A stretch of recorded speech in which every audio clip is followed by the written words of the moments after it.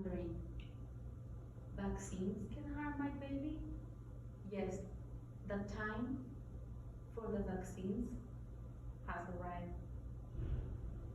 But you have heard that some parents have the option, not their children vaccines. You are responsible for your baby. You want the best for her or for him. But now you have to make a decision. What will you do in that case?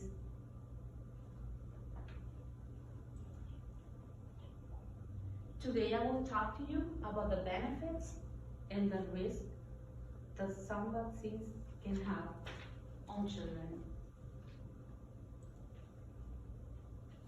Because vaccines are important to public health.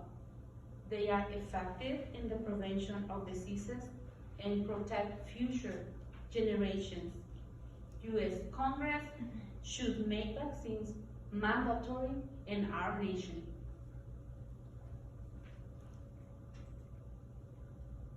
Vaccines, yes or not?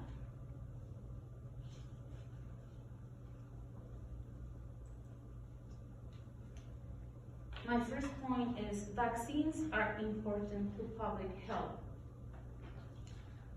However, some parents can have the decision for not get their children vaccinated. Why is that? It's because they have beliefs, like religious beliefs, cultural beliefs, or maybe, perhaps, could be ignorance. According to Matthew M. Davis, a specialist in family medicine, states, these findings strongly suggest that states that allow parents broader discretion in vaccine exception are likely to have more outbreaks of measles. On the other hand, many opponents may say, my children do not need vaccines. If my kid gets infected of measles, the body can fight that and it will be cured naturally. They believe that because they are their children, so they have the choice. However, it's not fair for the rest of the students at school, for example. If some kid get infected of measles and he has a medical excuse and he attends school, the rest of the students, not only the students, the staff and all the people who are interacting with this infected kid, they are in high risk. It's not fair for that kid or children get infected just because of their parents' neglection. On the other hand, some people who believe that vaccines save lives, they make sure that their children get vaccines.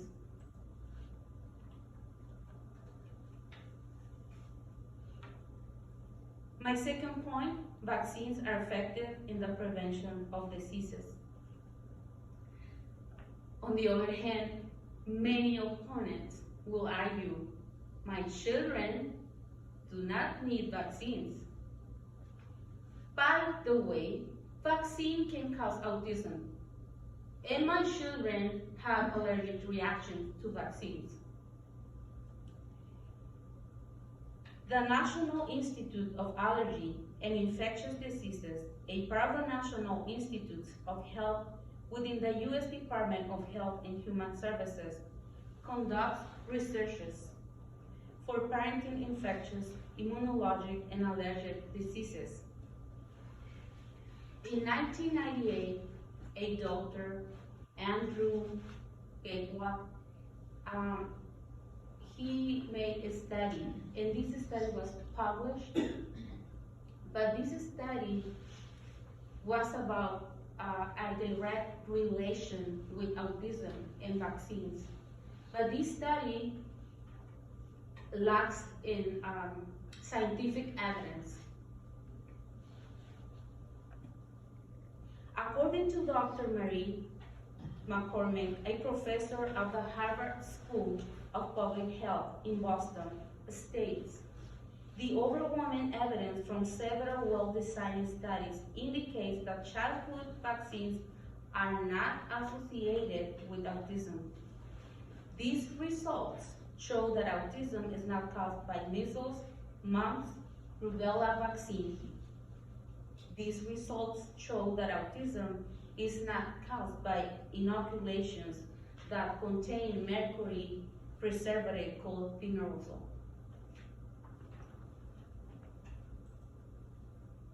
This is an example of measles-infected children.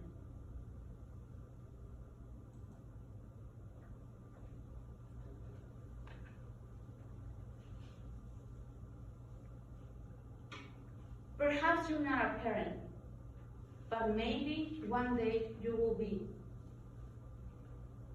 Perhaps you have a son, brother, you have a sister or nephew that in these moments they could be at risk at school. Because some parents that did not get their children vaccinated, they'll still send them to school. Because they have, some states in fact, they give these parents exceptions. My last and third point, vaccines protect future generations.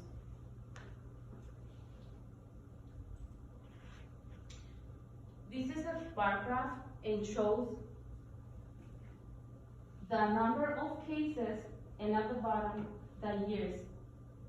As you see, in 2014, we had 667 cases of measles, and then decreased, and in 2018, it went up. In 2019, increased. Why is this? Because some parents don't get their children vaccinated. Whatever those reasons for them to not get their children vaccinated, they put at risk the population. And as parents, as educators, as society, we must be involved with our children's health. We want the best for our children.